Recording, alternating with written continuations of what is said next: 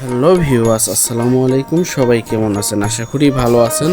তো বন্ধুরা, চলে আসলাম রাতের একটা ভিডিও নিয়ে। যেহেতু আজকে প্রথম রোজা, তো আমি ঘুম থেকে উঠে ভাবলাম আজকে আমরা মাংস রান্না করব।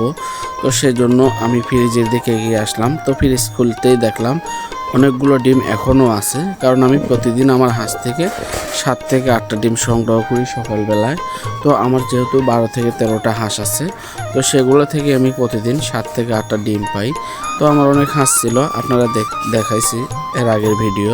তো সব হাঁসগুলো হয়তো বিভিন্ন সমস্যার কারণে মারা গেছে।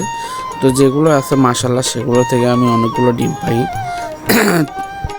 তো এই ডিমগুলো পাওয়ার কারণে আমার বাজার থেকে ডিম কেনার অনেক টাকা বেঁচে যায়, কারণ বাড়িতে হাঁস মুরগি থাকলে অবশ্যই অনেক লাভ হয়, কারণ ডিমের চাহিদাটা অবশ্যই পূরণ হয়ে যায়। তো আপনাদের যদি বাড়িতে কারো উঠান থাকে, বাড়িতে হাঁস মুরগি পালার মতো সিস্টেম থাকে, অবশ্যই আপনারা হাঁস পালন করবেন। তো দেখতেই পাচ্ছেন, এখন আমার ফ্রিজটা খোলার পরে দেখলাম ডিমের মধ্যে কোনটা থুয়ে কোনটা রান্না করব। অনেকগুলো মাছ মাংস আছে, তো আমি এগুলোর মধ্যে নিতে পারলাম না। তো আমি ভাবলাম আমার ওয়াইফ এসে তো নিয়ে যাবেন, যেটা রান্না করবে। তো দেখতেই পাচ্ছেন আমার হাঁসের ডিমগুলো খুবই বড় বড় সাইজ, আর আমার হাঁসের ডিমগুলো মাশাআল্লাহ অনেক বড় বড় সাইজের ডিম। তো এই ছিল আজকের ভিডিও। তো আপনারা যদি হাঁস পালন করেন, আপনাদেরও মুরগি পালন করেন, আপনাদেরও অনেক লাভ হবে।